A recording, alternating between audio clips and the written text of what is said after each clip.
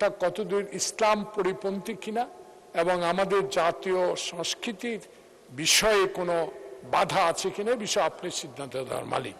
একটা বিষয় উল্লেখ করতে চাই, গত পরশু মাননীয় আমাদের অপোজিট সংসদ সদস্য মাথা নুয়ে আপনাকে বা এই সংসদে আপনার বিষয়ে সকল সংসদ সদস্যের মাথা নুয়ে একটা বিষয় উত্থাপন করেছেন।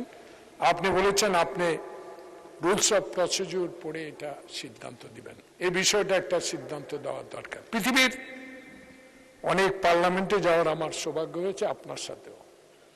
তো সেখানে আমরা দেখেছি এই নিয়মটা আছে।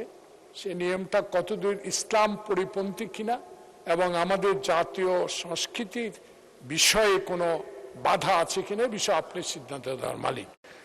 এই বিষয়টার সিদ্ধান্ত আপনি দিবেন। আর একটি বিষয় হলো, এখানে চেয়ার 300-র উপরে আছে। চেয়ারগুলোর অবস্থা, আমরা যারা 16 বছর এখানে, ম্যাক্সিমাম আর সহকর্মীরা পুলিশের দ্বারা নির্যাতিত, কারো কোমরে নাই, কারো হাতে ব্যথা, কারো পিঠে ব্যথা। এই চেয়ারগুলো বসা পিছনে গ্যাপ প্রায় 3 ইঞ্চি। যখন এখানে বসা হয় তখন এই গ্যাপটা পূরণের একটা ব্যবস্থা গ্রহণ করা দরকার, কারণ এখানে অনেক ইয়াং এমপি আছেন যারাও বসতে পারেন না এখানে। আর এই চেয়ারগুলোর ওজন দেখেন। এটা করা হয়েছিল আমি জানি, আমি যখন 1991 সালে প্রথম মাননীয় দেশ নেত্রী বেগম খালেদা জিয়ার শাসনামলে আপনার সাথে এমপি হয়েছিলাম। এই চেয়ারগুলোর সম্বন্ধে তখন প্রশ্ন করা হয়েছিল, রেকর্ড খুঁজলে আপনি পাবেন। তখন এই চেয়ারগুলো এত ওজন করা হয়েছে যেন তুলে নিক্ষেপ করা না হয়, সেই জন্য মনে হয় লোহার শিকড় দিয়ে ওইটা বাধা।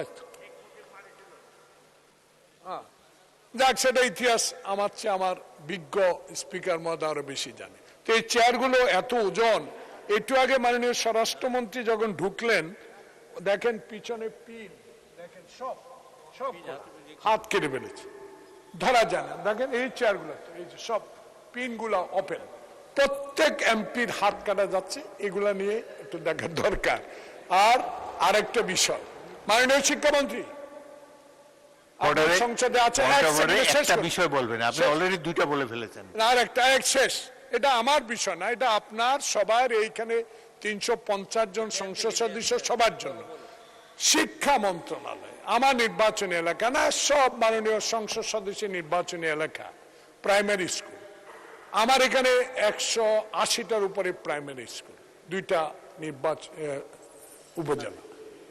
প্রাইমারি স্কুল হেডমাস্টার নেই। 83,500 মামলা নাকি শিক্ষা মন্ত্রণালয়ের এই বিভিন্ন খাতে মামলা দিয়ে রেখেছেন। কোথাও কোনো শিক্ষক নাই, প্রধান শিক্ষক। ধন্যবাদ। দয়া করে আপনি তার থেকে এই বিষয় জেনে নেবেন। আমরা শিক্ষক চাই। আমরা এই শিক্ষা মন্ত্রণালয়ের সবচেয়ে, স্বাস্থ্য মন্ত্রণালয়ের বাজেট অনেক বেশি।